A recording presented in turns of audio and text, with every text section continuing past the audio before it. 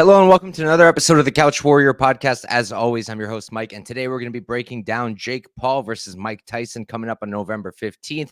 So just over a week from now. And it's an interesting one. I mean, look, there's an easy pick and then there's the more interesting idea, and I'll talk about both. So just basic rules. This is a little bit different. It's a sanctioned boxing fight, but it's 8 2-minute rounds. They are using heavier gloves. I believe it's 14 ounces. Like I said, it's sanctioned. And it's a really interesting one. So Mike Tyson, I believe he's almost 60 years old at this point, in his 50s for sure. His last fight was about 20 years ago. His last sanctioned fight was about 20 years ago. Before that, I mean, after that, in 2020, he did fight in an exhibition match. But other than that, it's been 20 years since he's had a sanctioned fight almost. And now he's coming back against Jake Paul. They're going to do it. They're going to fight on Netflix Live. It should be really interesting. And look, looking at the matchup, looking at the two of them, obviously there's things that stand out. Jake Paul, much younger guy. He's going to be a lot faster. He's going to be a lot more fluid in his movements. He's going to be able to move around the ring.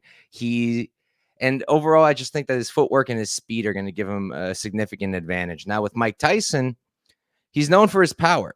The dude's an elite boxer. He has been an elite boxer. He's one of the best to ever do it, and he's one of the scariest to ever do it with a ton of power.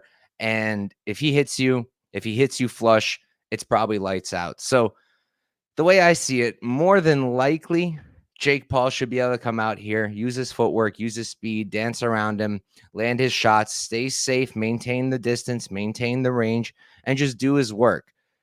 It's kind of easier said than done. He hasn't really fought too many people who are competent boxers. Most of them are MMA fighters of a little bit over the hill, a few randos mixed in. And then he did fight Fury, the fight that he lost. And that's probably the best boxer he's fought to date.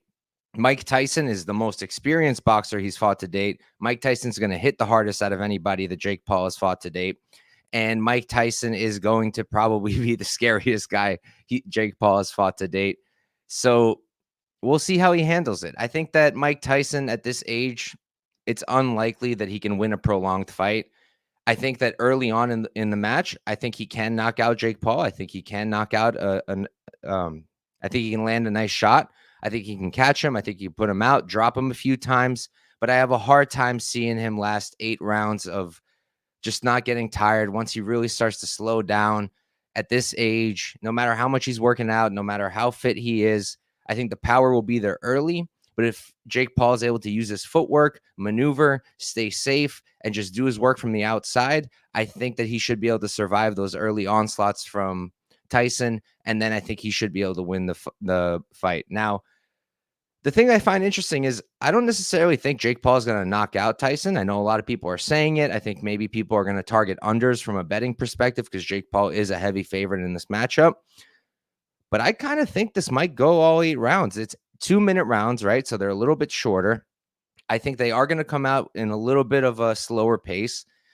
And then there's always the idea that, these Jake Paul matches maybe aren't the most legit. And these guys sometimes come out not looking themselves. And I could see both guys coming out, Jake Paul looking fresh, and Tyson just kind of being there for the paycheck. I'm sure he wants to prove himself. I'm not saying that he's just there for the paycheck, but I don't think he's going to come out as aggressive. And I do think the fight is going to get prolonged. I actually think we're probably going to go all 8 rounds. So I think an interesting way to target this from a betting perspective would be to go to the Jake Paul decision prop. I don't know what that's going to be at. Maybe you can also target later props if you think Mike Tyson's really going to fall off as the fight continues. But overall, I think I'm going to pick Jake Paul to win as much as it hurts. I like Jake Paul, but I like Mike Tyson more. And it would feel real good to see him get a knockout. I just don't think it's going to happen.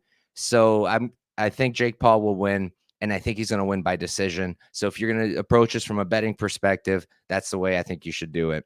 And thank you guys for tuning in, and I'll catch you next time.